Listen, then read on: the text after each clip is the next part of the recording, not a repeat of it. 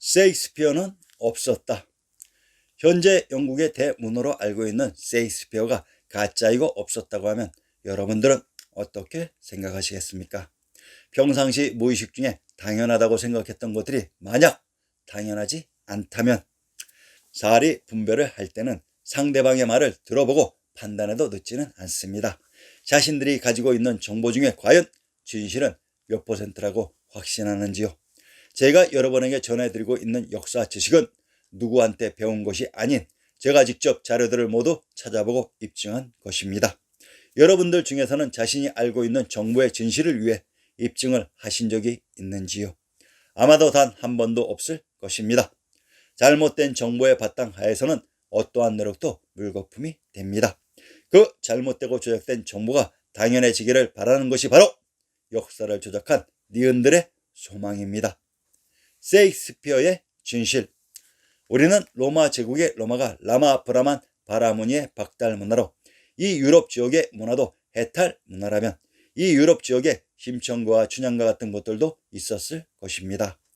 효도와 사랑의 주제인 서양 고전은 과연 어떤 것이 있었을까요? 바로 리오 왕과 로미오와 줄리엣입니다. 아하, 셰익스피어였구나.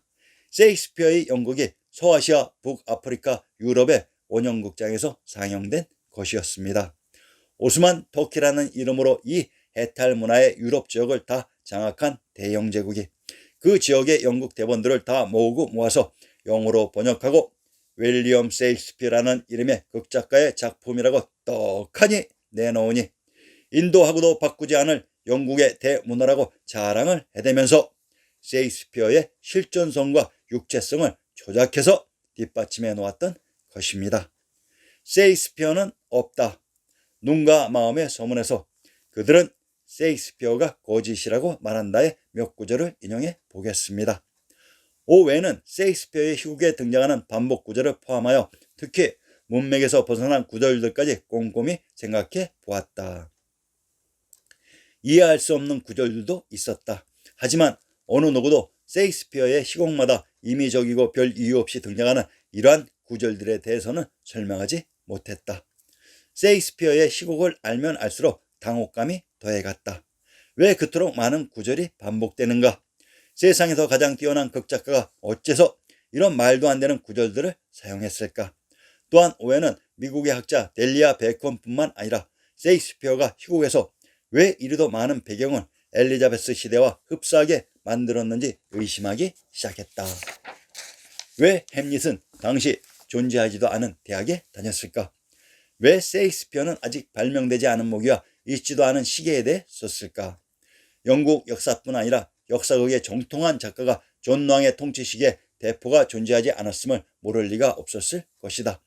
그렇다면 이런 의문들은 무엇을 뜻하는가? 원본을 수집한 채록주와 그 원본을 조작한 조작자의 상호소통과 이해가 부족했기 때문일 것이며 또한 역사 조작을 위해 억지로 설정한 셰익스피어 시대로 맞추다가 다 못 맞추었기 때문일 것입니다. 그러니까 실제로 그 대본이 쓰여지거나 공연된 시대가 훨씬 후대였는데 이 작품들을 인위적인 조작으로 엘리자베스 시대로 맞춘 것이라는 말입니다. 이제 본격적으로 영국인들의 셰익스피어 만들기 계기를 한번 살펴봅시다. 셰익스피어는 셰익스피어가 아니다. 19세기 중반까지 셰익스피어 이름의 철자는 수많은 변화를 겪었다. 이 책에도 여러 철자가 등장한다. 비평가 이에키 제임스 버슨의 계산에 따르면 셰익스피어의 철자가 80세기에 이른다고 했습니다. 아하, 왜 셰익스피어가 80세기나 되는 철자의 혼란스러운 이름을 가지게 되었는지가 선명한 그림으로 그려지듯이 이해가 됩니다. 이 셰익스피어를 조작한 조작자들의 책상 위에 올라와 있는 채록본마다 그들이 그 의미를 잘 모르는 셰익스피어 관련 약 80여 가지의 말들이 소두나 말미에 또는 그 중간중간에 나와 있었던 것입니다.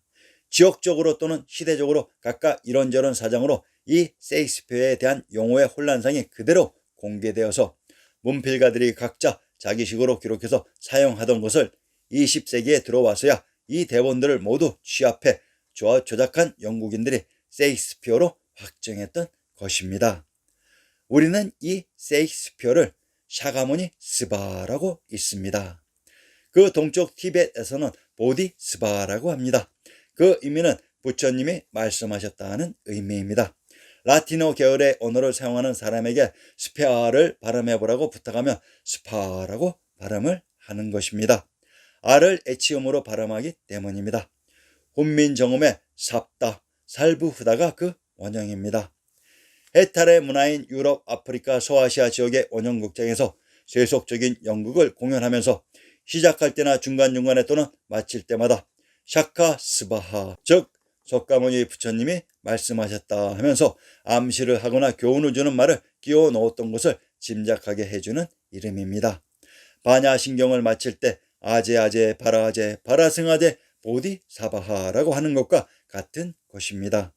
관음 관자재 보살님이 반야신경을 설하실 때 자기 설법의 정당성과 단위성을 보아라, 부처님도 이렇게 설하시지 않았느냐라고 하는 말인 것입니다. 반야신경의 주문 부분을 한번 인용해 봅시다. 아제아제 바라아제 바라승아제 보디사바하, 가데가데 파라가데 파라상가데 보디스바하. 해탈인 파라미타 바라밀다를 온전히 지녀서 놓치지 말라고 부처님이 삶으셨다, 말씀하셨다. 물론 이 주문의 원음은 훈민정음에 가져가져 해탈을 가져 해탈을 온건히 가져 하고 부다께서 말씀하셨다는 말을 자기들의 방언으로 기록한 것입니다. A본의 시인 A본의 백조 1564년 4월 26일 스트라트포드 오폰 A본에서 세례를 받았다는 기록이 있고, 바로 태어난 곳에서 쓸쓸히 소리 없이 묘비의 이름 하나 남기지 않고 1616년 4월 23일 유명을 달리한 이 세익스피어라는 역사적 인물에 관하여 우리는 놀랍게도 아는 바가 별로 없습니다.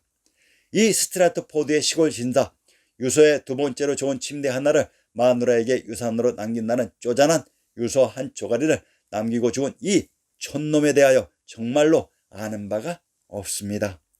인도는 내어주어도 세익스피어는 내어줄 수 없다. 인도인들이 들으면 참으로 오만불선한 제국주의자들의 혐오스러운 발언이겠지만 분명히 이 말은 구체적인 맥락이 있습니다. 죽음을 예찬하는 세익스피어의 세계관 속에는 이미 인도 문명이 구가하고자 하는 삶의 본질이 내장되어 있기 때문입니다. 인도의 가치가 세익스피어에 떨어진다는 얘기가 아니라 인도 문명이 세계인들에게 자랑하고 본 그 본질적인 가치가 이미 세익스피어의 내면에 물들어져 있다고 하는 영국인들의 자만감은 분명 험만은 아닌 것입니다. 동서 문명을 가장 열심히 파뒤집고 다닌 김영옥이 세익스피어를 인도와 맞먹는 열방가선의 불교적 세계관의 대변인으로 설명할 수밖에 없는 이유는 세익스피어가 유럽과 아프리카와 소아시아 해탈 문명의 정수이기 때문입니다. 이제 우리는 이 세익스피어가 대영제국의 엘리자베스 시대 문명의 대변인이라는 조작에서 벗어나 그 대영제국이 정복한 소아시아와 아프리카와 유럽 문명의 대변인이라는 사실을 확인하였습니다. 소해인 소코리아의 세계가 대영제국에게 야금야금 혹은 왈칵왈칵 분리당하고 정복당하고 멸망할 때 소해 세계의 대정신들이 파천왕의 대파국의 죽음을 예감하고 그 지옥의 풍경을 모사하고 그 사실을 고발하고 그 세계의 대중들과 젊은이들에게 경고한 것이 세익스피어 비극의 진실인 것입니다. 물론 침략이 시작되기 전에 이미 성립되어 있는 시국도 있었고 침략받을 때 혹은 정복당한 뒤에 성립한 비극도 있었을 것입니다. 우리는 이제 세익스피어의 시국을 통해 그 당대의 대영제국의 유럽, 아프리카, 소아시아를 정복하는 사정을 찾을 수도 있겠습니다. 오 샤카스바하, 샤카스바하. 세익스피어는 없다에서 인용했던 구절을 다시 인용합니다. 또한 오해는 미국의 학자 델리아 베이컨뿐만 아니라 세익스피어가 희곡에서 왜 그리도 많은 배경을 엘리자베스 시대와 흡사하게 만들었는지 의심하기 시작했다. 왜 햄릿은 당시 존재하지도 않은 대학에 다녔을까? 왜 세익스피어는 아직 발명되지 않은 무기와 있지도 않은 시계에 대해 썼을까? 영국 역사뿐 아니라 역사극의 정통한 작가가 존 왕의 통치 시기에 대포가 존재하지 않았음을 모를 리가 없었을 것이다. 그렇다면 이런 의문들은 무엇을 뜻하는 것인가? 대포와 시계가 보편화되고 햄릿이 다닌 대학이 설립되고 난 뒤에 훨씬 후대에 대영 제국이 가령 18세기나 19세기에 서아시아와 북아프리카와 유럽을 공략했을 가능성이 있는 것입니다. 그렇다면 엘리자베스나 베이컨이나 대영 제국이라는 우리가 알고 있는 역사 자체가 아예 조작된 것이라고 추론할 수도 있겠습니다. 우리가 북극성의 정확성과도 같이 정확하다고 생각했던 현 유럽 역사의 고대사나 중세사나 근대사가 전부 완전 조작백이라는 것도 추론할 수 있습니다. 몸서리칠 일입니다. 내 존재와 내 의식의 기반이 송두리째 흔들려버린 것입니다. 셰익스피어의 4대 비극 중 하나인 오셀로의 마지막 부분을 인용합니다. 대영 제국의 침략이 한창 진행되고 있을 때로 오셀로가 마지막 대사를 외칩니다. 예전에 알레포에서 터번을 두른 그 고약한 터키놈이 베니스인을 때리고 베니스 정부를 비방했을 때 제가 그 할례받은 개같은 놈의 멱살을 잡고 이렇게 찔러 주겠다고. 이 대사를 듣고 있던 그 원형극장의 관중들은 어떠했을까요? 다가오는 공포와 분노와 투쟁 의지의 감정의 파도와 경랑 속에서 치를 떨었을 것입니다. 안타까운 슬픔과 탄식과 혹은 비운의 눈물로 대성통곡을 했을 것입니다. 이 오셀로가 공연되었던 원형극장이 있는 북아프리카와 서아시아, 유럽 혹은 우크라이나 지방에서는 수많은 사람들이 죽어나갔습니다.